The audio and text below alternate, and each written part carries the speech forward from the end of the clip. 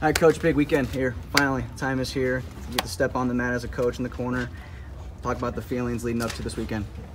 Well, obviously, there's a lot of excitement here because you've all got me circled right now. So there's a lot of excitement here right now, and there's a lot of excitement sitting over on the wall here right now with our team and our coaching staff. I wish I could, one of the fun things about being a coach, and it doesn't change wherever you're at, is just seeing guys progress and seeing guys compete and finding out which guys are ready to take the challenge and take the opportunity to step up. And it's probably never been so apparent as it is right now, because I think I speak on behalf of Coach Metcalf and Coach St. John and Coach Zadig, in that we don't know a lot about these guys right now in terms of how they're going to perform under the fire, how they're going to perform this weekend. And so it's really exciting for us to see, early on what guys are going to step up and decide they're going to be the guy, the next big name at Iowa State. So I wish I could make some predictions. I felt like the last 5 or 6 years had some pretty good squads at Virginia Tech, so I felt really comfortable in the fact of, we think we're ready to be a trophy team, we're ready to be a top 10 team. That was the progress. But this year, it's definitely up in the air, and that's scary, but it's also exciting. So that's my statement. What specifically are you looking for from guys both this weekend and at Lindenwood? You kind of hinted that those 2 weekends are kind of going to be your wrestle-offs. I guess what are you hoping to see both of those weekends? Yeah, I think some guys are going to step up and be the guy. And there's going to be ways that are probably going to be contested throughout the year. I've always, as a coach, had the philosophy that, we'll determine who the starter is the day before we leave for Big 12s. So it's a fair game until that point, and that gives guys a chance to progress throughout the year. So it's not about the guy that's good in November, it's about the best guy that we can put on the mat in February. One of those contested weights is 133 with Ian Parker and Marcus Simmons. What do you see out of them so far? 2 really good guys, 2 really good guys that have they have a lot of potential. So seeing how those guys perform, Parker's cutting some weight, but the most disciplined, hard-nosed guy we probably have on our roster right now. Simmons is super talented, but we got to see how he can hold up when the heat's on. And so super talented, but like I said, what's he going to do when the pressure's on and it's a minute to go and you got to dig deep and win? So 2 different kind of wrestlers, but 2 very, very capable and talented wrestlers. How much did Kanan Storr benefit from being able to compete and succeed as an unattached wrestler last season? I think, obviously we weren't around for a lot of that, but Kanan had a really good redshirt year, especially freestyle-wise. But freestyle and folk style are like apples and oranges sometimes, and so it's a new challenge, and I know Kanan's excited about a new challenge. So does one translate to the other? Maybe a little bit, in that he's a competitor, but there's different approaches, different styles, different time matches, and so it'll be, just like everybody else. Everybody is curious to see what Kanan Storr is going to do, and right away this weekend. Is it exciting to be a new staff and have a young roster? You get a mold almost throughout. Like, you don't have a lot of experienced guys, a lot of old guys, a lot of those guys are graduates. Is it exciting to have a young squad to mold? Well, we definitely have a young squad, and I like the word mold because we have to gel. And if you were to ask me, is this team completely 100% gelled, I would tell you no. It just doesn't happen overnight, and that's what we continue to strive for. And there's really good signs, and it's like 2 steps forward, and then every now and then it's 1 or 2 steps back, and maybe 3 steps back. And let's hope that this weekend's 1 step, or when we get to this weekend, it's 1 step forward. But one of the very first things I told the team when I got hired was, in mid-March, I said it's going to be bumpy for a while. And that's what I tell the Cyclone Nation, and that's what I tell all of you, and that's what I'm going to continue to tell them, is it's going to be bumpy. And when it's bumpy, there's up bumps and there's down bumps, and so we'll see what we get this first weekend.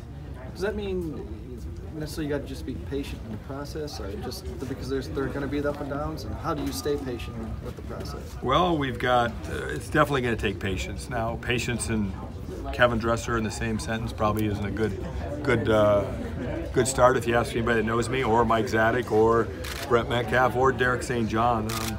We want to win right now, but we also are realistic and know what lies in front of us. So this isn't a 100-yard dash. If we're going to build a solid long-term program, and that's what I felt like I've done everywhere that I've been, it's got to be done the right way. You don't win by taking shortcuts and quick fixes. So that means there's going to be bumps. with all the young guys, who are you maybe looking to step up in terms of a leadership role on this team? Well, we had that talk yesterday, is that I'm hoping that we can get somebody to step up on this team and maybe be more of a verbal leader. We've got some really good guys that lead by example in the room, but I think it would be a great thing for us right now is we don't have that one or two guys that just steps up and boom, like I'm going to take over this team and I'm going to make sure we're doing the things right away from lead and we're doing the things right away from Hilton when we're in our apartments, when we're home on break. That's the kind of accountability that we need to have, and all great teams have those guys. And we're not quite there yet. Might happen soon, I don't know. What went into the decision of moving Marcus Harrington up to heavyweight? He likes to eat, and he's really good at eating, and he likes to lift weights, and he's really good at lifting weights. And if you ask him to take his shirt off, if it's legal to take a picture of him with his shirt off, you'll see why. He's a heavyweight. So I don't want to get in trouble. There's probably some rules and laws against making him take his shirt off. So, but he's a pretty big guy, and you know, he's weighing 237, 238. Okay. To me, that's a heavyweight. Yeah. What are you expecting from him this season? Tremendous ability. I really like what we've seen out of Marcus in the last month. You know, for Marcus, it's about just going out and buying into scoring and beating guys up for 7 whole minutes, not just going and getting the first takedown and maybe trying to get another takedown. When he really buys into it, and we see it sometimes, I even see it sometimes when he's scrapping with Kyvan, that when he goes out to score the whole time, he's really going to be a dynamic guy. I don't know if he's ever been pushed hard to do that. It's not the same thing negative about the old staff, but this staff's going to push you to score a lot of points. Did Sam Colbert have anything to do with that decision, since he's one of the more highly touted guys on this team? Nope. Sam likes to eat too, so he's shrinking. One guy's getting bigger, and one guy's shrinking. So no, I think it's just a good fit for our team. Those two. You mentioned store freestyle folk style can sometimes be apple and oranges, but there's a lot of similarities between the two styles. Where I guess do you think he needs to make the most improvement, or what does he maybe need to focus on now that he's doing folk style? That's hard for me. You know, I really can't even answer that because he's a little bit of a mystery to me, because if I watch him in the room, I wouldn't predict the results he has out when he competes. Like when I saw him compete in Vegas, I saw him compete in Lincoln and places like that. He's a competitor, and so sometimes you have those guys that just don't maybe light you up in the room, and then you put a singlet on him and turn on the lights. So he seems to be a different guy when that, in a good way. Now, I wish he was more. I wish we could get a little bit more out of that in the room, because then I think when you step out there and the lights are on, you got a really good guy. You got a stud.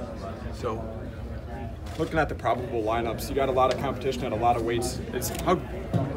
How good is that for your team, or how do you look at that?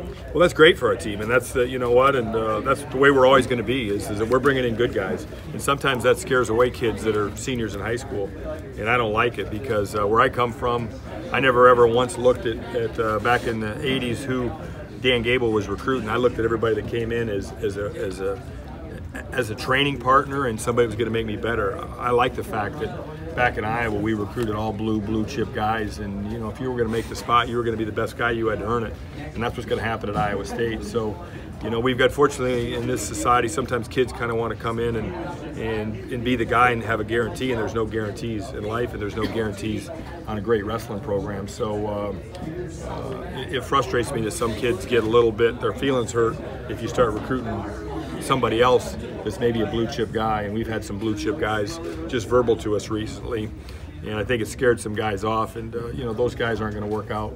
We want guys that want to compete, and the old iron sharpens irons is the way things are going to happen in Ames. Talking about iron sharpens iron, you got Austin Gomez at 133.2 to go along with Ian Parker, Marcus Simmons. I'm assuming he's going to redshirt, and if so, how much do you think he can develop with those two guys in front of him? Yeah, that's iron sharpens iron right there. You know, we've got 3 really good guys at 2 weights, and or maybe 3 really good guys at 1 weight. I don't know. I mean, they're obviously going to probably grow apart eventually. Yeah, he needs to have a good year. Unfortunately, he's a little dinged up right now. We're not going to see him at the Cyclone Open. He's, you know, Marcus Coleman and Austin Gomez are really super tough true freshmen. But he got dinged in the head a little bit last week, and just for precautionary sake, we need to sit him this weekend. And so we won't get to see him. I know a lot of the Cyclones want to see him, but in time you're going to see, you know, that that Gomez is pretty special. We're going to see Coleman this weekend. Sorry. Yes, he's got Coleman's ready to go as long as we get through the next 2 days. All right. Do you like to see Gomez at Lindenwood? Hopefully we can see Gomez at Lindenwood. Yeah, we got, anytime you get dinged in the head and he's got a mild concussion, you're at the mercy of all the tests, and just like it is in football or basketball or any other sport. Is Coleman a guy that can wrestle this year? He could probably wrestle this year, but you know what? We got to do the best thing for the kid. We've got some guys there that can wrestle, and so there might be a time at Iowa State where we need to throw in a true freshman and just to contend for a trophy or team title. We're not ready to do that. So to me, a 19-year-old Marcus Coleman at the NCAA tournament or a 20-year-old Marcus Coleman at the NCAA tournament, if both of them are freshmen, common sense tells you that you wrestle the 20-year-old freshman. And so that's part of the patient word. Maybe he's the best guy at the weight, but not at the risk of proper development. Other than injuries, do we expect to see the whole team this weekend at the Nippers? Yes. And we are banged up right now. That's the asterisk you can all write, is that we're banged up right now. We've been scrapping, and so we've got some casualties. Nothing major. We've got Breitenbach's got a fractured rib, so he's probably a week or two away. Deegan's got a small rib issue, and he's probably 3 weeks away. Nothing major, though. We don't have any major injuries, but we got some dings right now that we're going to have to sit a couple guys. So it's going to be Dante Rodriguez for the first few weeks then at 149. Yeah, we've got some other guys there too. I'm not even going to name a roster until we get done with Lindenwood. So then you can start asking me about who the guy is. You guys are all pretty smart. You'll figure out as the cream rises to the top. What can Deegan do for you this year coming over from Virginia Tech? Deegan's got the right mindset. The mindset. He's a competitor. Wrestling's important to him. He's the kind of guy that'll do the right things away from the room, and so he'll be a good example. He's got a really funky, kind of unique style. So he's going to be fun to watch. He's going to be a nightmare to watch for us too, because he rolls around a lot. But he's also very dangerous. He's a pinner, and I think he's going to have some good years at Iowa State. Speaking of funk, what are you seeing from Colston Blassie so far? Too much funk, right? We've got to get some more basics there. I see him working on it. I see it being important to him. But you can't live on funk alone. You have to have the basics, and so you throw basics in with funk, and you got a heck of a wrestler. Because I like funk, but you just can't be all funk. Jacob Allison, kind of a unique story coming from the club team. Did you see him just wrestling somewhere? Why? Where did? Yeah, you know what? He kind of popped up on our radar late last spring, early in the summer. And, he kind of reached out to me, and he probably heard through the word or through the grapevine that we were looking for some, depth at 125. And he's been a pleasant surprise for us, just coming in and contributing. And he's a local kid and a state champ down the road. So I like what I see out of him.